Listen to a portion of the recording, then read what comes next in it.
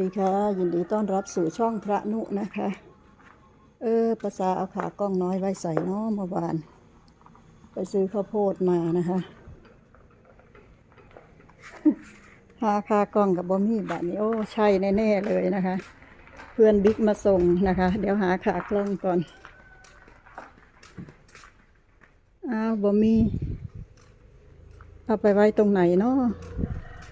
เมื่อวานไปซื้อข้าวโพดก็ยังถือมาด้วยอยู่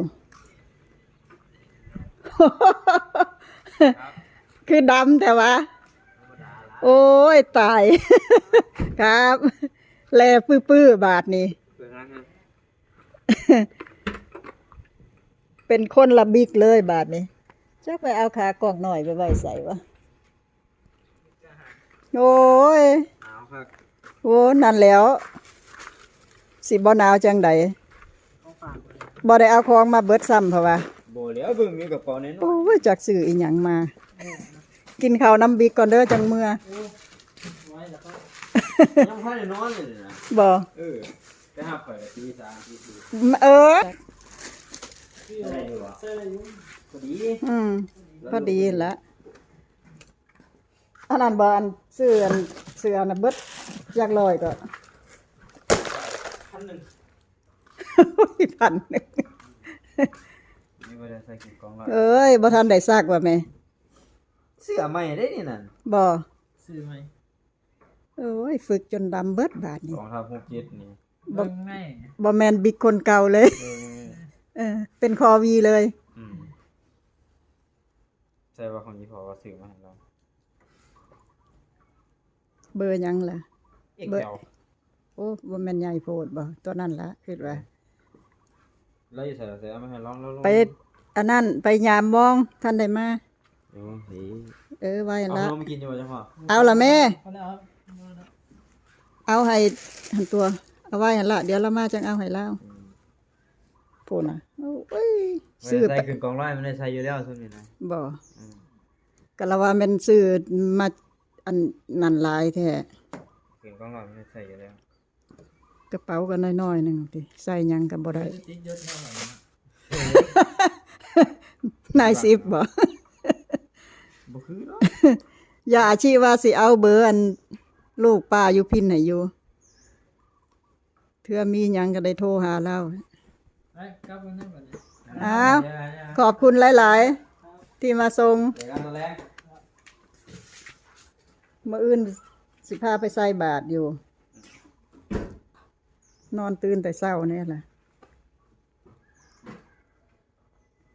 สูตรก่อน บ่ได้พากันนอนเลย ก็นอนมานอนรถนั่นแหละ เลย นอนจังได๋นอนอยู่บขสมืดบ่กล้านอน ก็จังว่านั่นแหละสิไปนอนบ่ได้เลย เป็นร้านเรา ดึกมาบ่มีคนได้บาดนี่ว่าให้พากันหาห้องนอนอยู่แถวนั้นน่ะ มีไม้แขวนเสือบ่นี่ มี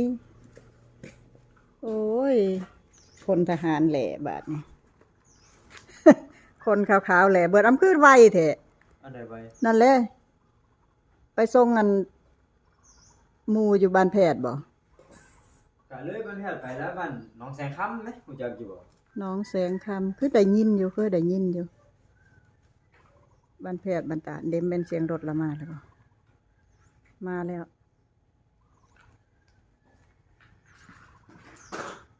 แล้วโอ้ย นอนกับบ่หลับบาดนี่เป็นห่วงน่ะแหล้วคนแห่งบ่เคยขึ้นขี่รถโดยสารไปไสมาไสวะย่านถูกเขาตัวไปนั่นไปนี่กับปานนี่อย่าว่าเด้อเขาตัวพาไปนั่นไปนี่ไปได้ย้อนแต่อุ่นใจว่ามีหมู่ผู้หนึ่งหั่นละคำมาผู้เดียวก็จักสิไปอยู่จังใดล่ะ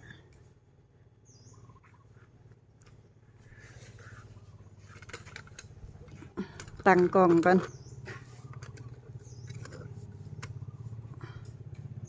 มื้ออื่นแม่สิพาไปใส่บาตรเด้อเช้า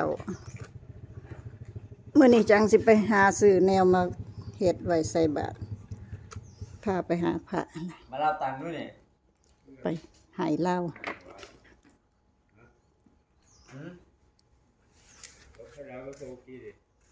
งู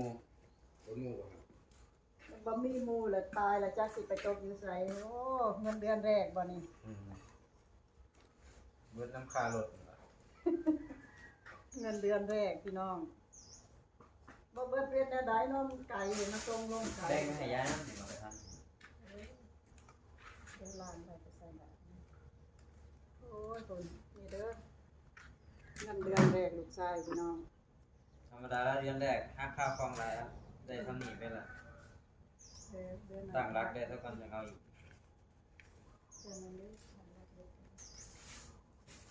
เดี๋ยวพ่อซื้อเนื้อมาให้เนี่ยเป็ดย่างแล้วข่อยกินข้าวเช้านี่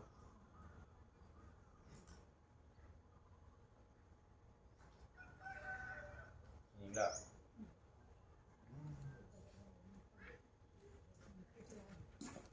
นี่ครับเฮ็ดงาน เฮ็ดงานหยังล่ะบิ๊กขายต้นไม้บ่ เฮ็ดกระโจกเฮ็ด บ่ พ่อกับแม่มันเฮ็ดกระถางต้นไม้นั่นแหละ มองกัน3แยกอันน่ะแม่นบ่ เอานี่ซื้อเสื้อมาให้นี่มาใส่เบิ่งดูนี่ อ่ะ เสื้อนี่ ให้เบิ่งดู แม่สิถ่ายคลิปให้จบ เอาลองใส่เบิ่งกัน ใส่เบิ่งดูทหาร เปลี่ยนไหมลายไม้ไง ทหารใหญ่กับทหารน้อย ใส่บ่มีประโยชน์ใส่อีกเดี๋ยวพอดีก่อนไล่รวดเร็วรุนแรงเด็ดขาดว่านี่แหละของแท้ว่าเฮ็ดเร็วกว่า โอ้ผู้ใดคือเอียงกระเทเลมาถ้วยนั่งหลังไปเฮ็ดกินเลยสิเฮ็ดหยังกะหิวข้าวบ่โอ้ยบิ๊กมึงแหล่คักอะลีเนาะ ไม่คือตากแดดเนาะ เต็กกว่าดำหน้าวะบาดนี้ ลองมึงในสวนสนามยืนตากแดดอยู่นั่นเป็นชั่วโมง2ชั่วโมง จนเป็นลมพุ่นละติ บ่ได้นอนแล้วบ่ตะคืนมานี่ ก็นอนมาน้ำหลุดนั่นแหละ หนาวนั่นแหละบ้านเฮากูก็ห่วงนอนก็บ่หลับบาดนี้ลูกย่างเขาหน้าย่างออกมาพิงไฟดังไฟพิงตีสองแบตก็เบิดเพราะว่าไปชาร์จไว้แม่โทรศัพท์นี่ชาร์จข้างนอก สาดอะไรอยู่มาฮอดสกลหนาวแห้ง น้อยรถกับ ผมเอารถแต่สกลมาใส่มาบ่นอนบ่นี่ผมคน ขี่วินแล้วมา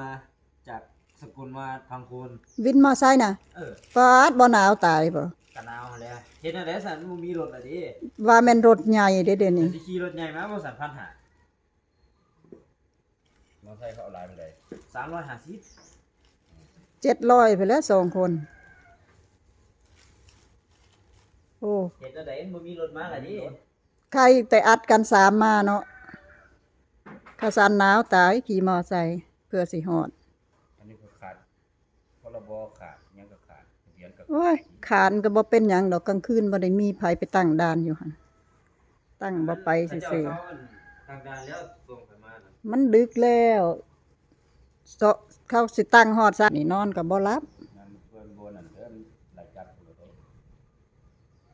บ่มีเงินกินแล้วบ่หันธรรมดา ไปซื้อเบอร์ L มาให้เจ้าอยู่เด้อล่ะแม่ คือบ่เอาไว้ใส่ ไปซื้อ อยู่ค่ายซะ หืม คือบ่เอาไว้ใส่อยู่ค่ายซะมันจังมีตัวเปลี่ยนหลายมันบ่ได้ มันหลายอยู่หุ่นก็4-5ตัวอยู่ นะเสื้อผ้าลายแท้ ก็ซื้อมาให้ใส่ล่ะ ก็ใส่อยู่เอาสีดำน่ะ สีดำเบอร์ M ได้ใส่ได้อยู่บ่ ได้เสื้อลายก็เอาไว้ใส่เลย